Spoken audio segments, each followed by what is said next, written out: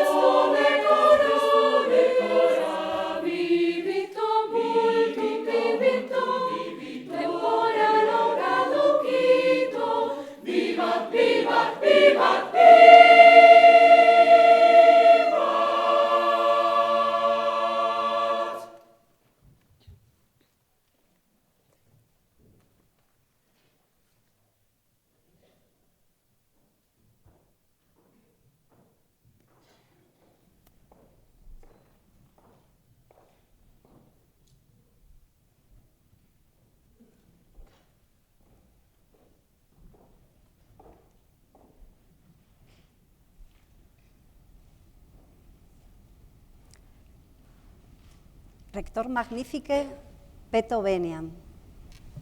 Do veniam.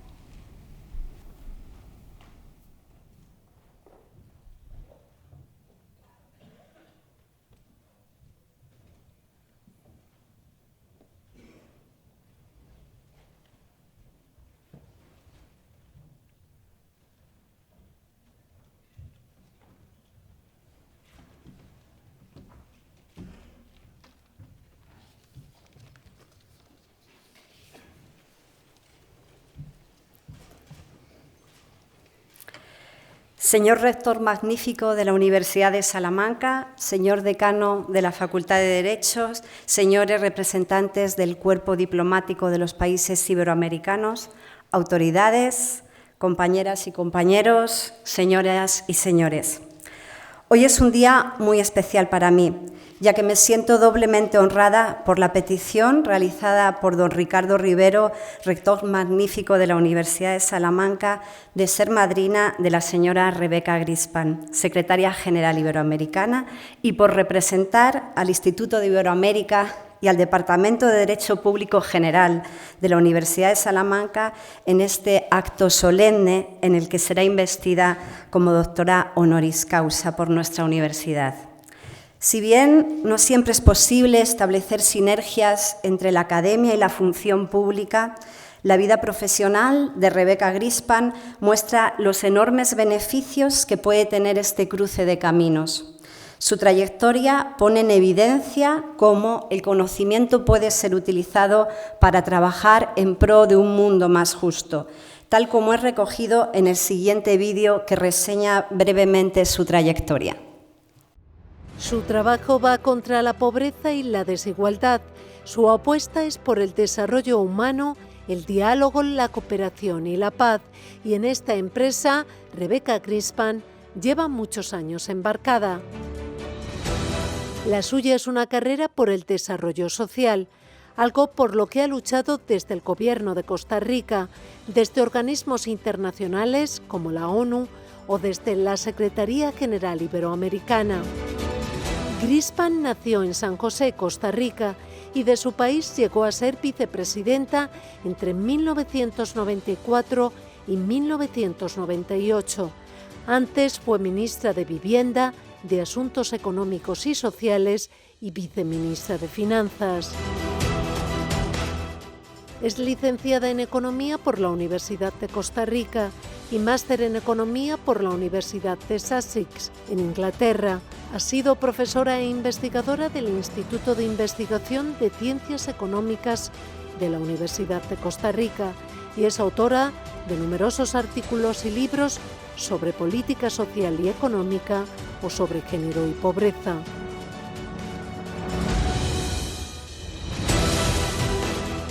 Grispan fue vicesecretaria general de la ONU y estuvo al frente de la Dirección Regional para América Latina y el Caribe del Programa de las Naciones Unidas para el Desarrollo. También fue delegada de la ONU en la Comisión Temporal para la Reconstrucción de Haití.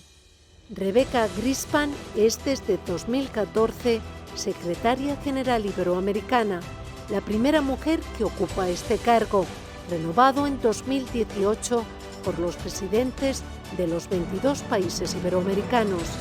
Es una de las intelectuales más influyentes de América Latina, reconocida con importantes distinciones, comprometida con Iberoamérica, con sus retos y sus oportunidades, algo que va más allá de las cumbres, que dice se extiende a la lengua, las migraciones, las empresas y la complicidad y relación que nos une desde hace más de 5 siglos. Sus objetivos son los Objetivos de Desarrollo Sostenible. Querida Rebecca, es usted la sexta mujer que recibe la distinción académica más alta que otorga la Universidad de Salamanca entre más de un holgado centenar de hombres. La mitad de las doctoras honoris causa que integran nuestro claustro, es decir, 3, contando con usted, han sido investidas este año en el que estamos celebrando nuestro 8º centenario.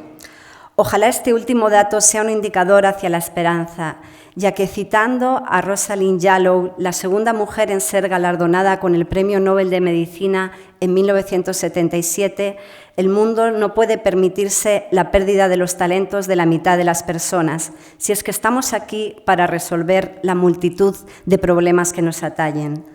Su solvencia académica como economista ha quedado demostrada en sus numerosas publicaciones, así como su capacidad, desde el ejercicio de la función pública, para intentar resolver una parte de esa multitud de problemas. Permítanme que comience con uno que ya he señalado, la igualdad. La señora Grispan ha trabajado desde distintas posiciones por y para la igualdad, como ministra y vicepresidenta de su país, Costa Rica, como secretaria general adjunta de las Naciones Unidas, desde el Programa de las Naciones Unidas para el Desarrollo, impulsando la transversalización de la equidad de género en la programación de la organización o con su participación en el grupo asesor del Programa de Apoyo al Liderazgo de la Mujer en América Latina del Banco Interamericano de Desarrollo. También desde su cargo actual como secretaria general iberoamericana desde 2014 ha impulsado la promoción de medidas en favor de la igualdad, la paridad y el empoderamiento de las mujeres iberoamericanas, con el convencimiento demostrado de que la igualdad de género no solo es un objetivo social necesario, sino que además aumenta la productividad y el desarrollo económico de los países. Antes mencionaba que es usted la sexta mujer en obtener esta distinción, pero es la segunda persona de Costa Rica a la que esta universidad otorga un doctorado honoris causa. su predecesor y amigo, el expresidente y Premio Nobel de la Paz, Óscar Arias, forma también parte de nuestro claustro de doctores. Costa Rica es un ejemplo mundial del compromiso por la paz, la neutralidad y la preocupación por el patrimonio natural. Un ejemplo de la voluntad integradora de su país, que le gusta mencionar, es el hecho de que usted, hija de inmigrantes de primera generación, nacida en Costa Rica, haya sido vicepresidenta de la República, evidenciando lo que considera es una de las señas de identidad de las naciones iberoamericanas, la hospitalidad, marcada por la historia, las migraciones, las lenguas comunes y la cultura en un proceso de construcción de abajo hacia arriba. En su labor, el respeto por este modelo de construcción ha sido una constante, así como también lo fue para Enrique Iglesias, quien la precedió en el cargo y quien también pertenece desde hace 12 años al claustro de doctores de nuestra universidad. Abogar por el respeto mutuo y las relaciones horizontales y simétricas entre los países iberoamericanos es una de sus máximas. Solo así se es fiel al proceso de construcción desde abajo hacia arriba que citaba anteriormente, en el que es posible escuchar los diferentes acentos. A usted le gusta decir que el papel de la Secretaria General Iberoamericana es acompañar este proceso, ayudar a institucionalizar el sentido de comunidad. No son pocas las dificultades y obstáculos que tiene este cometido y que usted ha señalado tanto en los trabajos académicos que ha publicado como en los diagnósticos realizados por algunas de las más prestigiosas instituciones en las que usted ha tenido cargos de responsabilidad al más alto nivel, como el Programa de las Naciones Unidas para el Desarrollo o la Comisión Económica para América Latina y el Caribe.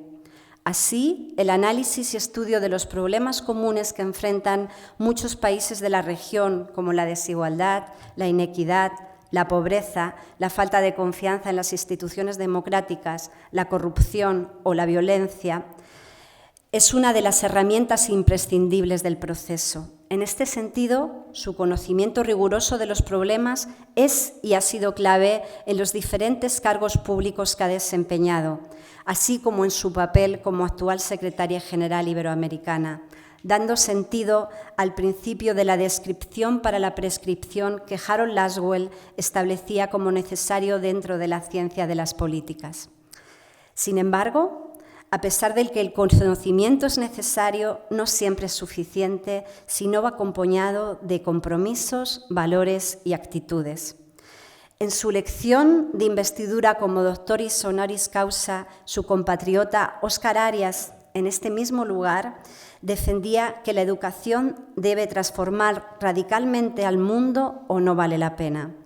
Si no es motor de cambio, si no se pone corazón al pensamiento, falla en su misión histórica. Defendía que el relativismo axiológico no puede dejarnos sordos frente a ningún tipo de violencia y frente a ninguna víctima. En relación a los compromisos, su trayectoria pública está cargada de ellos en la búsqueda del desarrollo sostenible, de un mundo más justo y de unas relaciones más equilibradas. Antes mencioné su trabajo por la igualdad de género en las diferentes posiciones que ha ocupado, pero quiero también mencionar su papel en el panel de alto nivel sobre financiación para el desarrollo de la ONU, su participación como delegada de la ONU en la Comisión para la Reconstrucción de Haití tras el terremoto de 2010, la presidencia en el Consejo de Administración del Instituto Internacional para el Medio Ambiente y Desarrollo o su participación en el Comité Directivo del Movimiento para el Fomento de la Nutrición de UNICEF. A ello se unen las acciones desarrolladas desde la Secretaría General Iberoamericana relacionadas con la cultura, la cohesión social, la innovación ciudadana, los jóvenes, como el ambicioso programa Campus Iberoamérica, el conocimiento, la cooperación sur-sur y las redes iberoamericanas o el compromiso con la Agenda 2030 y el cumplimiento de los Objetivos de Desarrollo Sostenible. En lo relativo a los valores, permítanme que recuerde la hospitalidad como una de las señas de identidad que la señora Rebeca Grispan reconoce a las naciones iberoamericanas. Aludir a la hospitalidad hace apenas unos años podía ser algo políticamente correcto y vacío de contenido. No obstante, se convierte en los tiempos que corren en el mundo con amenazas fragmentadoras, líderes xenófobos y discursos excluyentes en una imperiosa necesidad. En este sentido, quiero resaltar la noción de identidades incluyentes que usted, señora Grispan, ha defendido desde la Secretaría General Iberoamericana, tomando como bases las ideas de Amartya Sen y Robert Putnam. Su tesis es que las identidades únicas son marcos interpretativos débiles desde los cuales no se puede hacer frente a los grandes problemas ni a los retos de la humanidad.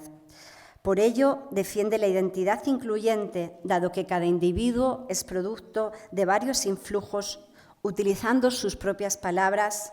La construcción de identidades incluyentes, fluidas, dinámicas, es requisito para el ejercicio de la libertad, pues la fragmentación identitaria restringe el ámbito de la decisión de los individuos y su facultad de trascender categorías impuestas. La noción de identidad incluyente muestra la sólida base en términos de valores que guían su actuación pública y que es imprescindible si se cree en el multilateralismo y se actúa bajo la convicción de la horizontalidad de las relaciones. No obstante, el compromiso, los valores y el conocimiento que se aunan en su persona no son suficientes sin la actitud firme mostrada en su convicción y valentía, defendida desde la sensatez, la sonrisa permanente que la caracteriza, la empatía, el respeto y la humildad con las que defiende sus argumentos y en la capacidad para centrar las instituciones en las que ha ocupado cargos de responsabilidad en las personas. La actitud y el esfuerzo deben estar al servicio del compromiso y usted las ha puesto en evidencia desde su juventud, con su participación en movimientos estudiantiles, desde el feminismo, así como en el ejercicio de la política, la coordinación de organizaciones internacionales y la gestión de los conflictos, en su afán por resolver la multitud de los problemas que nos atañen. Sus méritos científicos y humanos se conjugan en una mujer en la que prima el sentido de la libertad y la igualdad, principios a los que no debe ser ajena la universidad. Su trayectoria ha estado encaminada a cambiar el mundo y las condiciones de vida de mujeres y hombres. En palabras de Alejo Carpentier, escritor que ha marcado su aproximación a América Latina, la grandeza del hombre está precisamente en querer mejorar lo que es, en imponerse tareas. En el reino de los cielos no hay grandeza que conquistar, puesto que allá todo es jerarquía establecida, incógnita despejada, existir sin término, imposibilidad de sacrificio, reposo y deleite. Por ello, agobiado de penas y de tareas, hermoso dentro de su miseria, capaz de amar en medio de las plagas, el hombre solo puede hallar su grandeza, su máxima medida en el reino de este mundo. En la señora Grispan está la grandeza de querer mejorar y necesitamos personas lúcidas e inconformistas, decididas a superar los obstáculos presentes en el reino de este mundo para cambiarlo. Esa es la razón por la cual la Universidad de Salamanca quiere contar con usted en su claustro y con su compromiso iberoamericano, que es también el compromiso de nuestra universidad. Sea pues bienvenida, doctora Rebeca Grispan.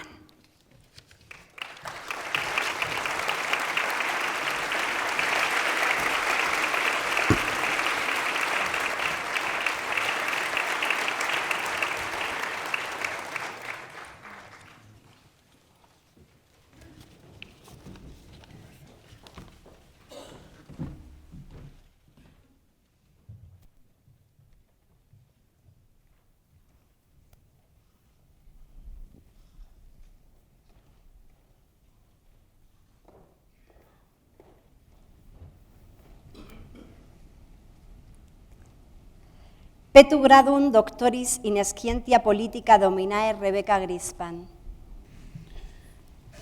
Autoritate mi concessa legibus regni tibi confereo gradum doctoris in scientia politica et matronia insignia tibi induet et eurum bim explicavit.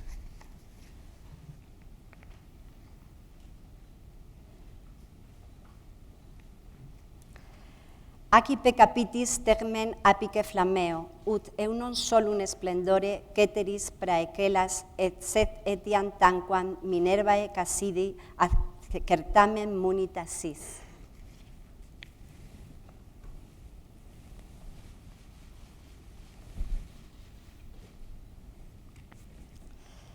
Sapientia tibi hoc annulo in sponsam sese ultro, offer perpetuo foedere, factali sponsa te dignam exponsam exhibeas.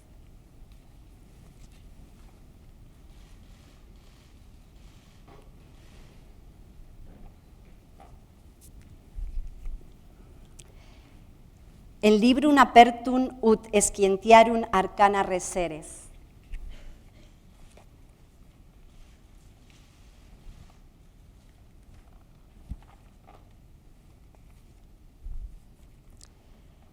En clausum uteadem prout aporteat in intimo pectore custodias, dotivi facultatem legendi, intelligendi et interpretandi.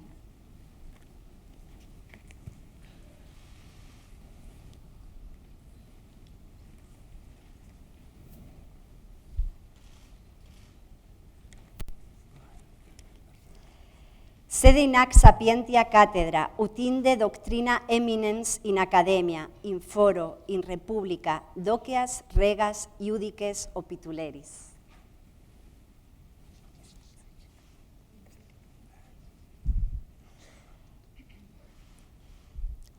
Venidemum in optatus amplexus, quibus et osculo pacis amorisque, aeterno caritatis testimonio mecum et academia matre de Vinciaris.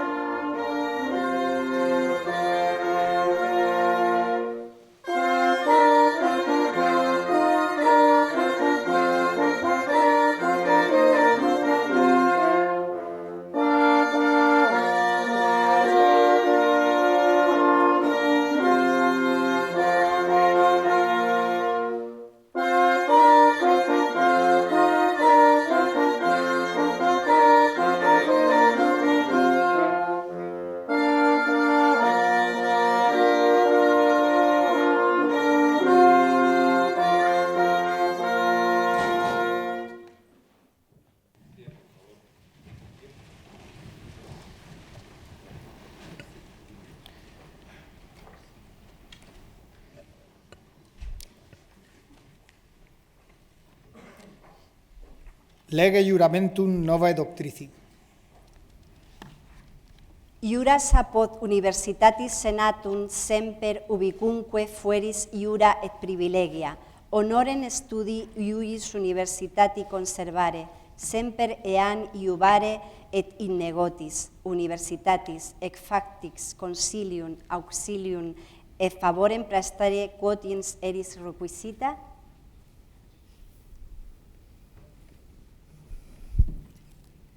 Sic judo et volo. Sic te Deus adiuvet. Amen.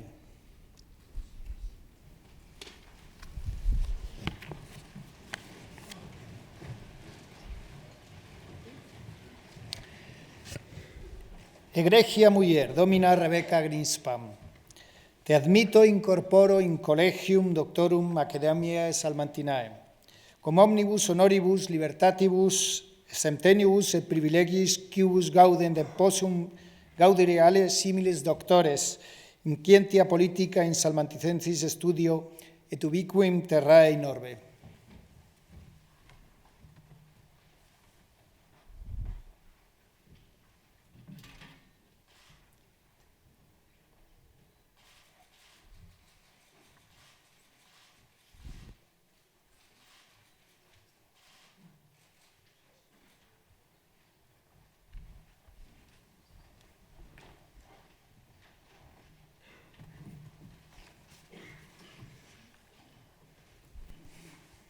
Rector magnifique, petu veniam.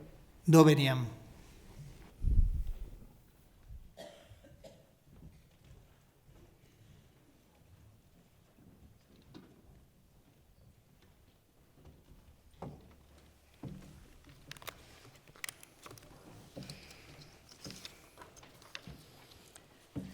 Doctor Ricardo Rivero, rector magnífico de la Universidad de Salamanca, queridos embajadores de Andorra, de Venezuela, de Paraguay y Costa Rica, señor Alfonso Fernández Mañueco, alcalde de Salamanca, señor Darío Villanueva, director de la Real Academia Española, doctora Mercedes García Montero, mi madrina, rectores Ignacio Verdugo y Daniel Hernández Ruy Pérez, señoras y señores, representantes del cuerpo diplomático, queridos estudiantes iberoamericanos, queridos amigos de la Secretaría General Iberoamericana, amigas y amigos.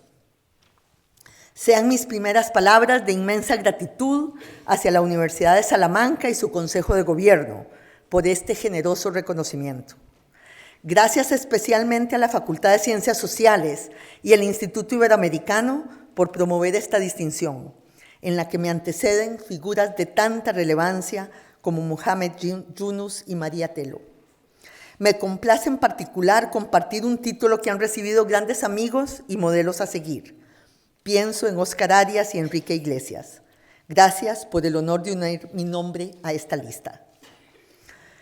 Gracias también, querida Mercedes, por tu bondadoso discurso y por el simple gesto de estar aquí como madrina, acompañándonos en una ceremonia que me conmueve en lo más profundo. Gracias por sumarme a esta relación honrosa de ser parte de las 6 mujeres que han recibido el doctorado honoris causa por la Universidad de Salamanca. Santa Teresa de Jesús, en 1922, en un nombramiento histórico impulsado en ese entonces por Miguel de Unamuno. La siguieron Kirsten Kielberg, María Telo, Adela Cortina, Victoria Camps, que este año me acompañan en tan noble condecoración. Que sea esta también una nueva oportunidad para expresarte, querida madrina, mi admiración por tu trabajo y tu trayectoria. Tu laudatio me emociona tanto por lo que es como por lo que representa. Muchas gracias. No se me escapa el hecho de estar recibiendo el máximo honor académico de parte de la universidad más antigua de toda Iberoamérica. Recibir este doctorado en el año exacto en que la Universidad de Salamanca cumple 800 años de historia, lo considero un honor inmenso. 800 años de historia que se respiran ahora mismo en esta sala. En estos pasillos por donde transitaron Bartolomé de las Casas, Francisco de Vitoria, Beatriz Galindo, Lucía de Medrano y Miguel de Unamuno, quien fuera su rector. 800 años en el que todas las vueltas del mundo no hicieron que esta columna de luz, que es la Universidad de Salamanca, perdiera su eje. 800 años de los que me siento ahora parte, que me atan a lo más profundo de Iberoamérica y de mí misma. Muchas gracias, Universidad de Salamanca, por este honor tan grande.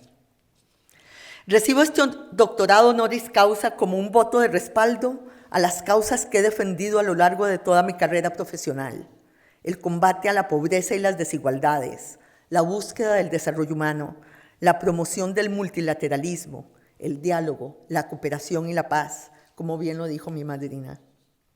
Intuyo, sin embargo, que este honor también se me concede por el arco de una historia que me ha llevado a recorrer la distancia desde un pequeño pueblo en las montañas de Costa Rica hasta las altas esferas de la política internacional. Los homenajes conllevan siempre un ejercicio de reflexión. Nos impulsan a mirarnos hacia adentro y juzgarnos con la vara del tiempo, a echar la vista atrás y ver el largo camino que nos ha traído hasta aquí. Hoy quiero hablarles de ese camino, de los valores que me ha enseñado, valores que en los tiempos tan convulsos en los que estamos quisiera reiterarles, con la esperanza de que tal vez pudieran volver a guiarnos. Quiero enfocar mi discurso por la urgencia que amerita en un tema particular: la crisis de la identidad moderna y el resurgimiento de las políticas identitarias. Un tema que quiero abordar con la profundidad y complejidad que requiere de nosotros. Por eso les pido con toda humildad a todos los que están en esta sala que se unan a mí en esta introspección tan importante. Que se unan con paciencia, pero sobre todo con el amor a la verdad y a la esperanza que caracterizan las universidades y las mentes abiertas. Permítanme empezar por decir lo que ya debería ser una obviedad. El mundo que conocemos está afrontando una verdadera crisis existencial. Tanto en las Américas como en Europa están surgiendo voces y movimientos xenófobos, racistas, que buscan separarnos, que arremeten contra los proyectos comunes de la sociedad y las instituciones internacionales que nos sustentan y nos han sustentado desde la posguerra. Hasta hace un par de años decíamos que a pesar de que tuviéramos múltiples expresiones de discriminación, no teníamos entre los países iberoamericanos ningún partido organizado alrededor del racismo, la xenofobia o la agenda antiinmigración. Hoy, 2 años después, vemos como también en nuestra región comienzan a surgir organizaciones que enarboran la política identitaria. Esta crisis nos interpela en su urgencia y nos enfrenta a 3 preguntas fundamentales. 3 preguntas que en la mañana de hoy voy a intentar de abordar con la profundidad que ameritan. Primero, ¿cuál es el origen de este resurgimiento de las políticas identitarias? ¿Por qué ahora, cuando menos lo esperábamos, está sucediendo esta crisis?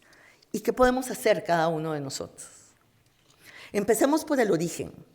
No es nada nuevo que nos hagamos preguntas sobre nuestra identidad, pues las identidades no son estáticas o inalterables, sino un devenir en el tiempo que nos ayuda a reconocernos, no a través de las certezas, sino de las dudas. El problema, por tanto, no es la interrogante, el problema es la respuesta. El problema es que al apelar a la pregunta están surgiendo narrativas que nos dicen que nuestra identidad es exclusivamente la de nuestro grupo, por nacimiento, raza o religión. Una identidad de la que no tenemos escapatoria, que nos dice que solo los de nuestro grupo pueden protegernos contra los otros. Aquellos que seguro arremeterán en nuestra contra, aquellos que son los responsables de todos nuestros males. Una identidad que pareciera decirnos que solo los que son como nosotros pueden ayudarnos, cuidarnos o llevarnos a una convivencia armónica, que pareciera invitarnos a una utopía donde solo cabemos nosotros. Y por alguna razón, alguna circunstancia histórica, cada vez más gente cae en esa trampa. Viendo un anuncio en el metro, un autobús pasar con una pancarta política, escuchando un megáfono sonar a la distancia, de repente encontramos por fin a alguien que nos responde aquello que llevábamos tanto tiempo preguntándonos. Y nos decimos ya de una buena vez por todas, sí, de verdad, yo soy parte de mi grupo. He decidido estar contigo y en su contra. Ahora bien, esta no es la primera vez que en los últimos 100 años surgen este tipo de movimientos, pero sí es la primera vez que surgen de manera tan masiva en momentos de paz social. Algo sumamente preocupante que intentaré explicar luego. Si me preocupa tanto este fenómeno es quizás por las circunstancias en las que nací. Quizá por suerte o accidente, las preguntas identitarias nunca han sido nuevas para mí. Yo soy por nacimiento costarricense e hija de la primera generación de inmigrantes judíos. Un cóctel de identidades con el que desde la más temprana edad tuve que lidiar. Pero a diferencia de los ideólogos identitarios, siempre ante la interpelación de escoger entre una identidad o la otra, me preguntaba, ¿pero y por qué tengo que escoger? ¿Por qué tengo que decidir entre distintas partes de mí misma? Mucho se ha dicho de la diferencia entre las identidades excluyentes y las identidades incluyentes. Mi respuesta personal fue ir construyendo una identidad que me dejaba simplemente ser distintas cosas a la vez. Ser, no a pesar de la complejidad, sino gracias a ella. Una identidad que arropaba todos mis mundos sin renunciar a lo que cada uno de ellos era. Que fuera incluyente en el sentido más profundo y trabajoso de la palabra. Una identidad que me ha permitido ser lo que ahora soy. Soy mujer, tica, judía, latinoamericana e iberoamericana a la vez. Les confieso que cuando escucho estos discursos identitarios y leo palabras llenas de odio, surgidas de la simplificación del otro, oigo ecos terribles, cacofónicos, difíciles de entender. Ecos que realmente me preocupan, pues las similitudes entre los discursos que están surgiendo y otros del pasado tampoco se me escapan. Yo no nací en Costa Rica por accidente. Mi familia llega a Costa Rica después de la Segunda Guerra Mundial. Sé el sufrimiento que traían, un sufrimiento que no deja de maravillarme cómo superaron para empezar una nueva vida en un país distinto. Si estoy alerta y me preocupo y hago ejercicios de introspección para entender lo que sucede, es por ellos. Porque sé lo rápido que puede derrumbarse lo que creímos indestructible. Un marco de derechos, justicia y respeto. Sé lo triste e injusto que es partir a la sociedad en grupos. La cantidad de gente inocente que sufre la discriminación arbitraria de los demás.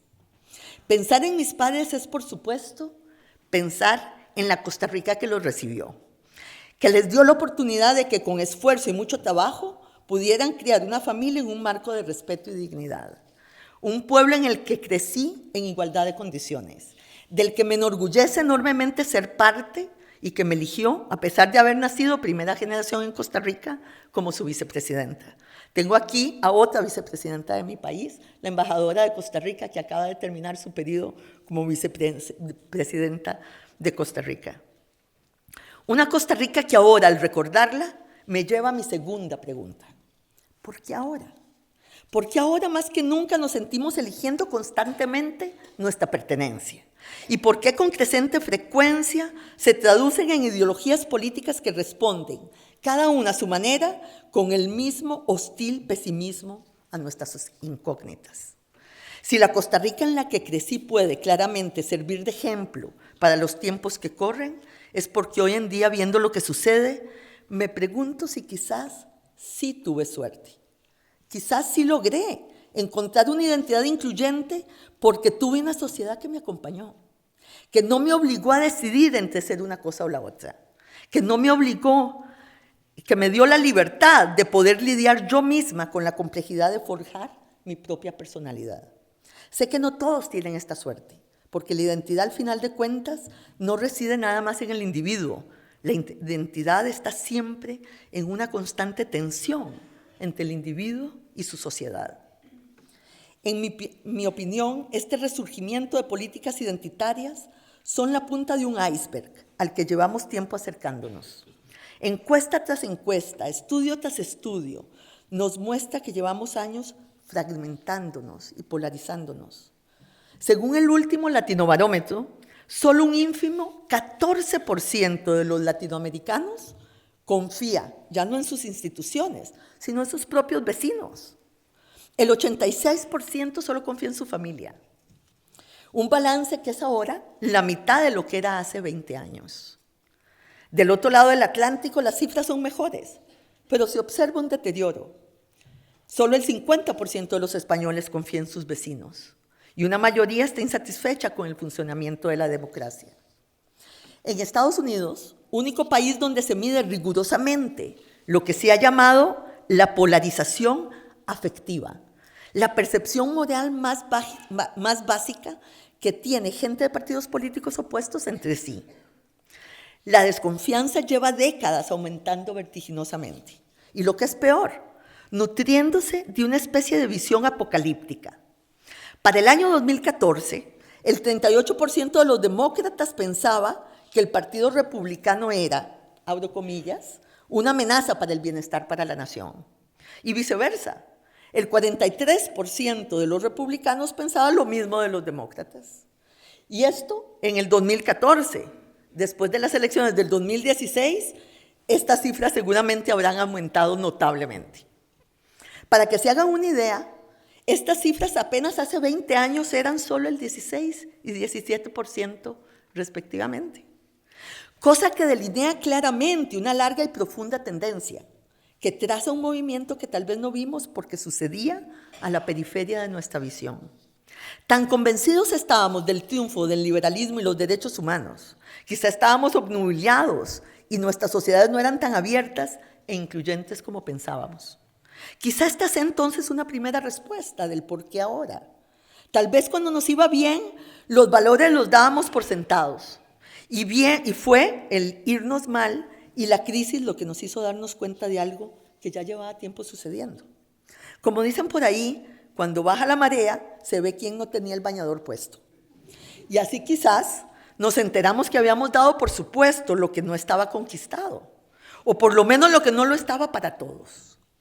Que la democracia no era un dato, que había que construirla permanentemente, y que el legado de la Ilustración y los valores no podían ponerse en un cajón para luego sacarlos cuando mejor nos conviniera, que no tenía razón Fukuyama, que no estábamos al final de la historia. Pero regresemos. La desconfianza y la polarización afectiva sabemos que están fuertemente correlacionadas con la desconfianza institucional. De manera que por más que nosotros no tengamos datos exactos que midan este tipo de polarización en nuestras sociedades, no es descabellado pensar que Iberoamérica también está viviendo uno de los periodos más polarizados de su historia reciente, pues sin duda está viviendo el momento de mayor desconfianza en sus últimos 25 años. De hecho, les propongo hacer esta encuesta aquí, esa encuesta que hace falta, que lo hagamos silentemente y entre nosotros. Una encuesta que tiene doble relevancia por hacerse en este espacio tan importante, la universidad. La universidad que siempre debe recordarnos que la democracia es debate y el aprendizaje es fricción. Les pregunto, ¿cuándo fue la última vez que alguno de nosotros tuvo una conversación con alguien que pensara realmente distinto, específicamente tal vez del partido contrario, y de la que salió pensando que había puntos respetables sobre los que valía la pena reflexionar? Y aún en el desacuerdo, ¿respetamos o tememos las ideas del otro? Y tercero, si les digo que se imaginen a alguien del partido opuesto, ¿cómo se lo imaginan? ¿Cómo? Ese es el problema de la polarización. Desprovistos de correspondencia entre las partes, nos vemos forzados a tener que imaginarnos a los otros, a dibujarlos desde lejos, a resaltar solo lo más notable de sus características y a volverlos, en definitiva, caricaturas. Hay algo curioso en esto, pues cada vez más veo cómo nosotros mismos estamos forjando la identidad de los demás, cómo cometemos el mismo error que decimos cometen los excluyentes contra nosotros.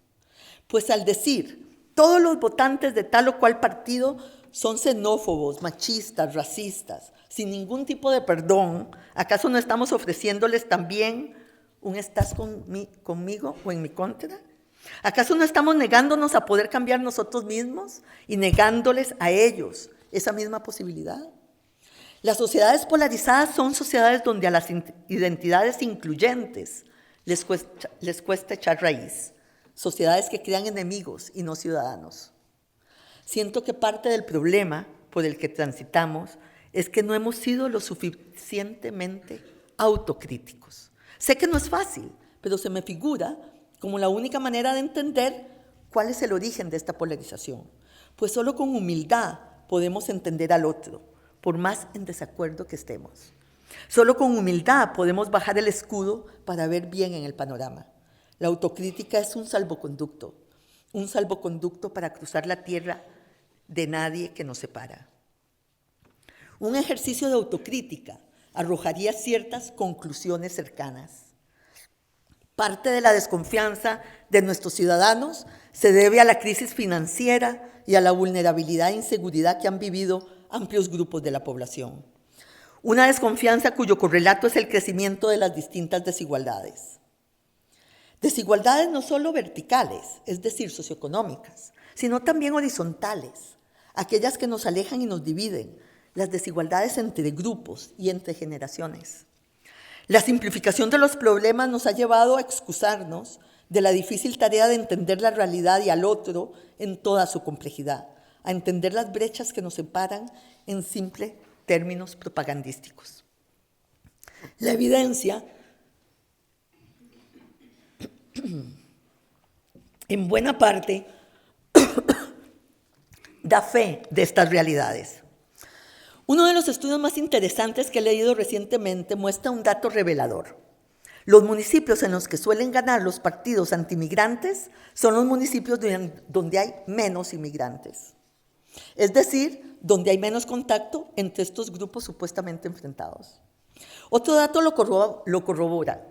Si hacemos un estudio multivariado, una de las cosas que más define si una votante X se fue o no por el Brexit, por ejemplo, es si vivía en una ciudad de más de 50.000 habitantes o menos de 50.000 habitantes. Ceteris paribus, gran parte de la polarización de nuestras sociedades es literalmente geográfica. Hillary Clinton, por ejemplo, perdió en Texas, pero ganó en Houston. Trump perdió en Manhattan, pero ganó en Upstate New York. No hay contacto entre las partes porque literalmente no nos vemos. ¿Es que acaso realmente no nos estamos encontrando en ningún lugar? Vivimos en sociedades segmentadas, donde los lugares de encuentro con los otros, con los distintos, se van estrechando.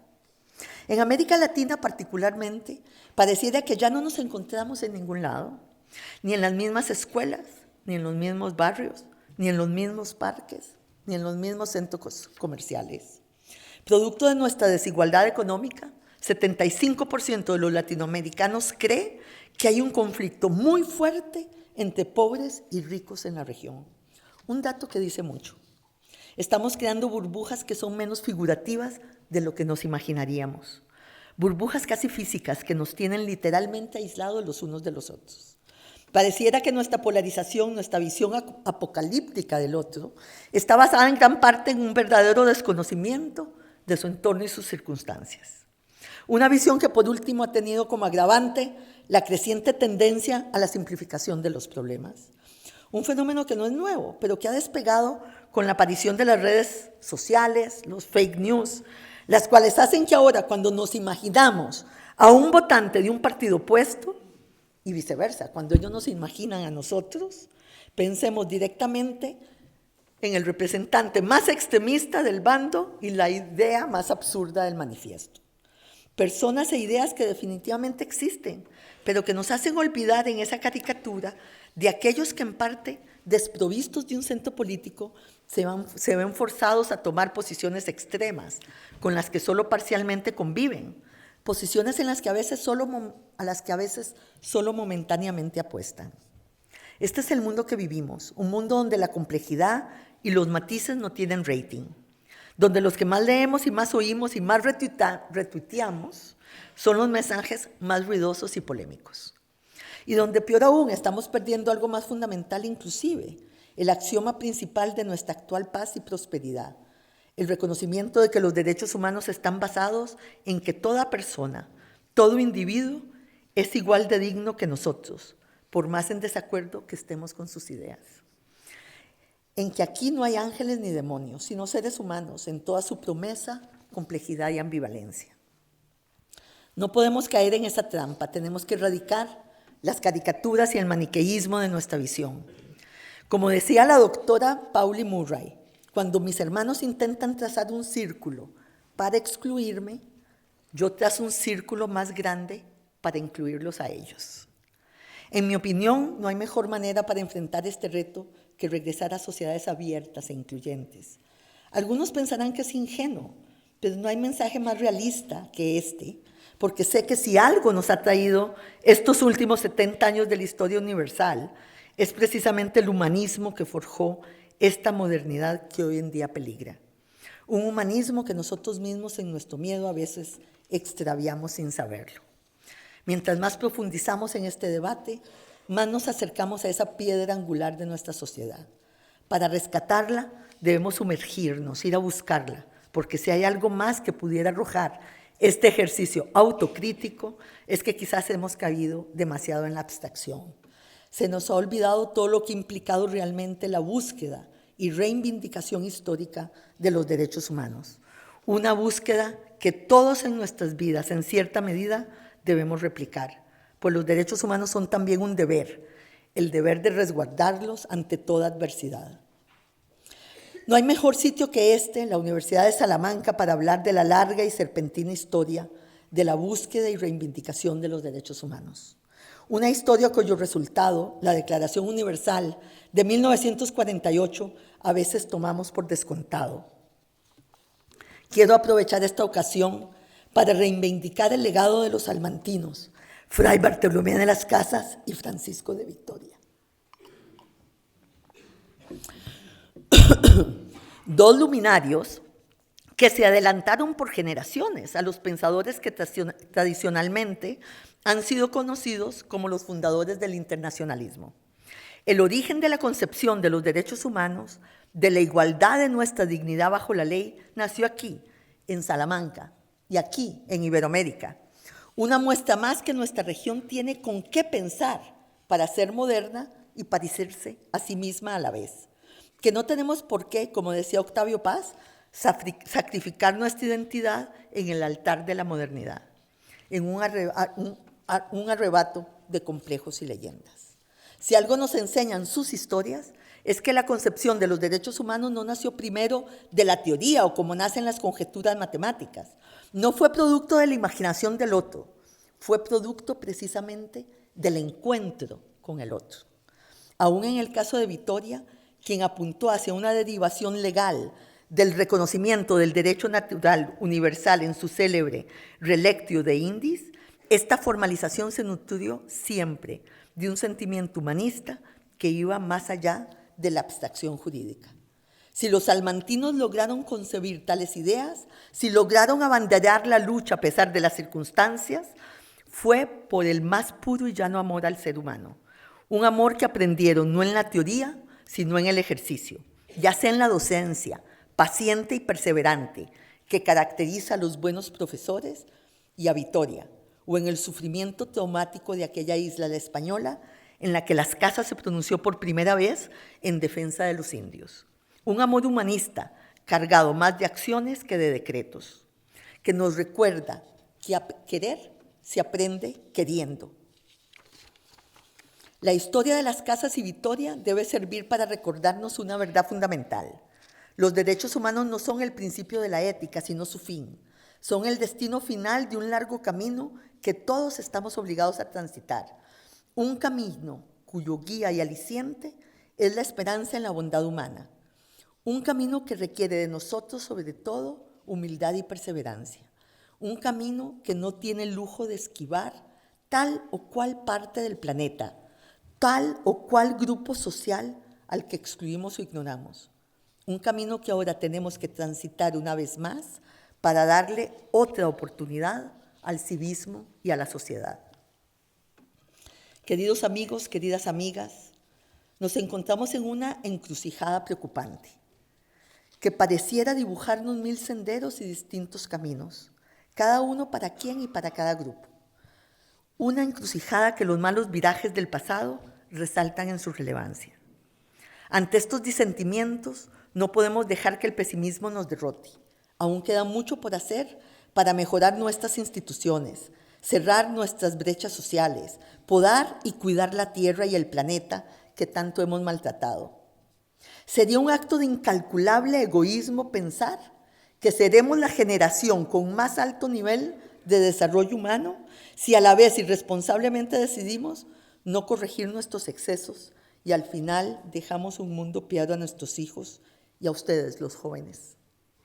Pero estas son tareas que solo podremos lograr si lo hacemos juntos, si nos aceptamos y reconciliamos. Si caemos en la trampa de caricaturizar al otro, lo único que haremos es empeorar el problema. Así las instituciones se volverán piñatas de turno para el grupo social de turno. Así las desigualdades aumentarán según las distintas polarizaciones sociales. Desde la Secretaría General Iberoamericana, de hecho, una de mis prioridades ha sido tratar de fomentar estos espacios para el encuentro, ya sea a través del programa de Campus Iberoamérica, un programa inspirado en el Erasmus europeo que busca incentivar este descubrimiento de la diversidad, y hacerlo además desde la educación, el espacio siempre más propicio para reconocernos. O ya sea a través de los laboratorios de innovación ciudadana, los cuales año tras año reúnen a todo tipo de ciudadanos de nuestra Iberoamérica, indígenas, citadinos, hombres, mujeres, afrodescendientes, europeos, en busca de soluciones innovadoras y concretas a los problemas de una localidad puntual de la región, donde además de ayudarse se conocen, se hacen amigos y siguen construyendo esta región que se ha construido a través de los siglos por la gente y sus encuentros. Gente que nos enseña de la manera más sencilla y más eterna que el cimiento del multiculturalismo es el encuentro abierto y tolerante con la diversidad. Queridos jóvenes, T.S. Eliot decía, no nos cansaremos de explorar y al final de nuestra exploración arribaremos a donde partimos y conoceremos el lugar por primera vez. Todos los que hemos tenido este lujo de viajar y regresar, sabemos que no hay nada más valioso que salir de nuestros espacios seguros y cómodos para enfrentarnos al exuberante caos de afuera. Un caos que siempre nos enseña a vernos con ojos más humildes y más amables. Un caos que nos estrena en la hermosa complejidad del mundo en que vivimos. Quiero invitarlos a que pasen la vida con estas ansias de viaje al conocimiento y a la experiencia. Que vayan allí donde nadie los espera. Allí, a las ciudades y los bastiones de los que supuestamente son los otros. Ya verán cuando toquen una puerta y pidan sentarse. Ya verán cuando empiecen a hablar de la vida, que es la misma. Este es un viaje que Iberoamérica ha transitado tantas veces. La nuestra es una región de peregrinos, mercaderes, peatones y navegantes. Una región que ha sobrevivido a pesar de tantos conflictos a través de los siglos, porque siempre se ha atenido a esta visión más inclusiva de nuestra humanidad, que ha sobrevivido porque siempre ha visto más allá del horizonte, que ha sobrevivido porque la visión es nuestra, porque al final de todo, lo que vale la pena siempre sobrevive, a veces como aquí, hasta por más de 800 años. Muchas gracias.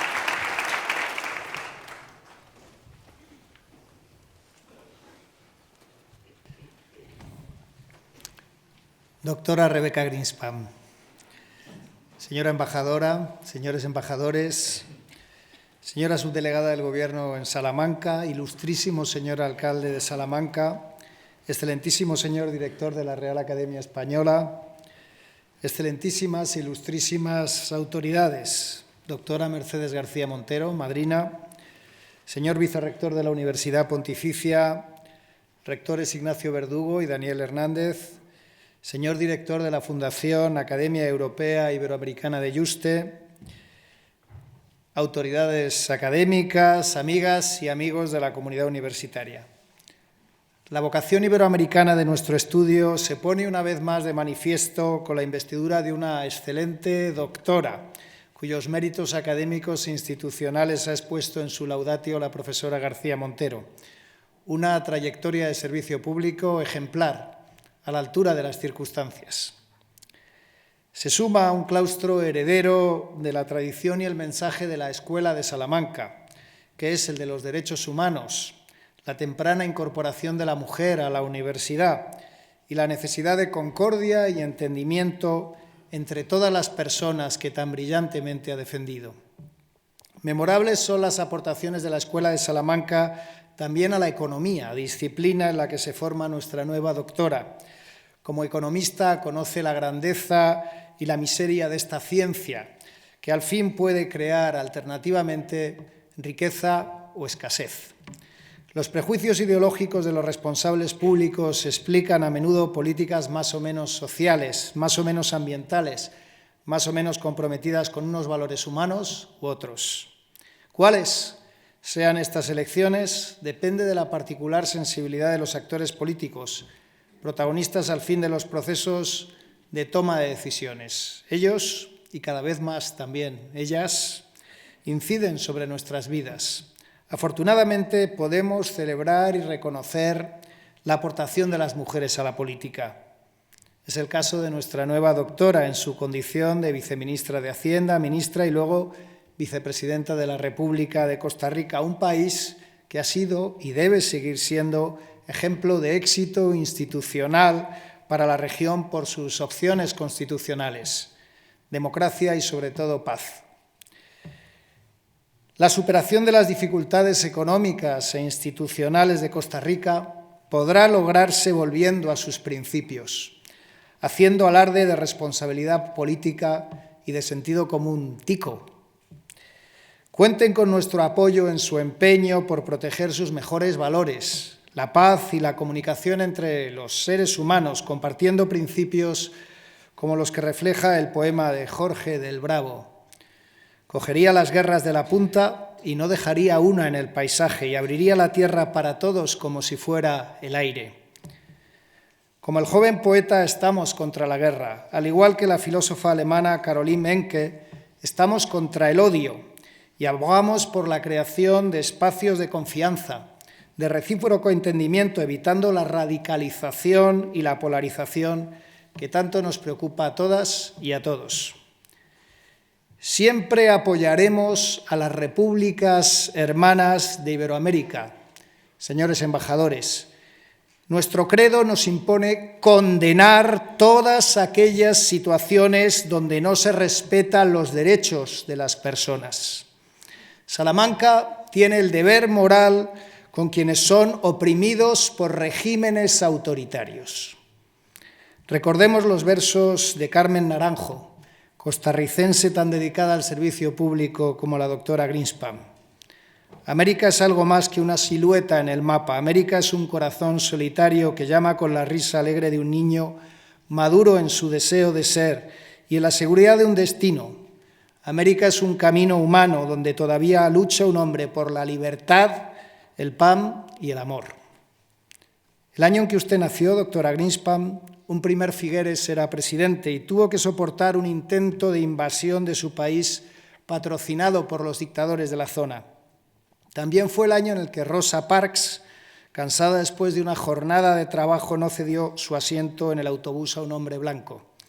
Figueres marcó con su imprenta constitucional a Costa Rica y del coraje de Rosa Parks nació el movimiento por los derechos civiles en Estados Unidos.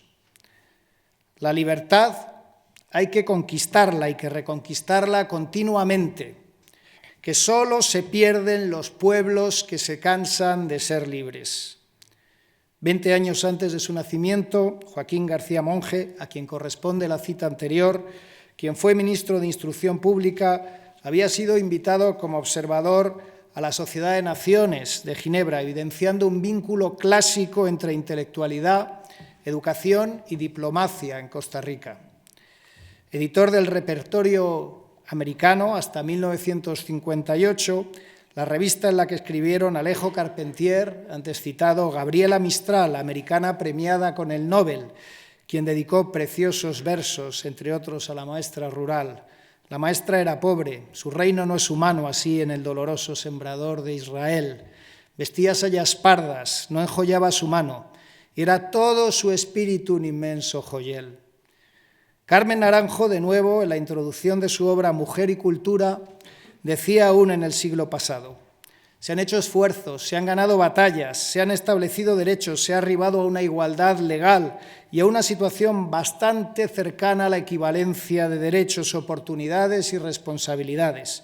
La labor ha sido de siglos y han contribuido a la consecución de los logros hombres y mujeres de avanzada, de gran inteligencia y sensibilidad, y seguía glosando la capacidad creativa de la mujer.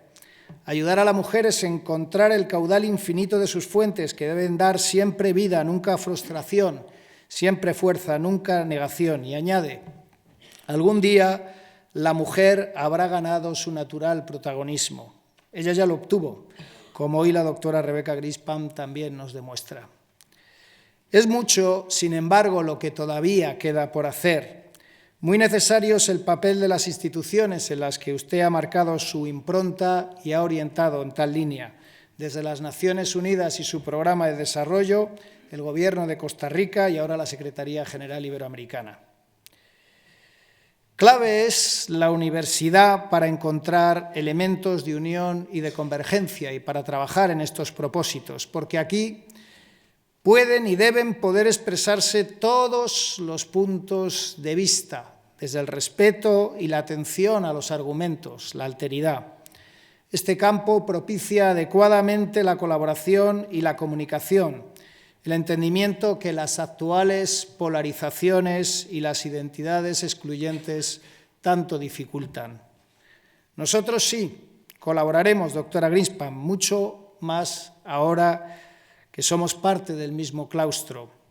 Cuando en 2014 asumió sus responsabilidades como secretaria general iberoamericana, se comprometió a impulsar políticas de juventud y de género, así como una educación de calidad. Tiene a su cargo el desarrollo del espacio iberoamericano del conocimiento y de la educación superior. Tenga siempre presente, doctora Greenspan, que las raíces del sistema universitario euro-iberoamericano se hallan en Salamanca, cuyo modelo inspiró la fundación de las primeras universidades de América en el siglo XVI. Desde entonces hasta hoy, docentes y discentes enseñan y aprenden a uno y otro lado del Atlántico gracias a una misma cultura académica proyectada hacia el futuro en el espacio común del saber. Su compromiso de impulsar el espacio iberoamericano del conocimiento enlaza con la Cumbre Iberoamericana de 2005, celebrada aquí. En 1918 ya se disertaba sobre la posibilidad de crear en Salamanca una universidad iberoamericana y polemizaban Altamira y Unamuno al respecto. Un siglo después, en nuestro 8º centenario, Salamanca vuelve a ser acrecentado su claustro gracias a su incorporación, la académica palanca de Iberoamérica. Así que nos satisface sobremanera recibirla en esta comunidad. Bienvenida.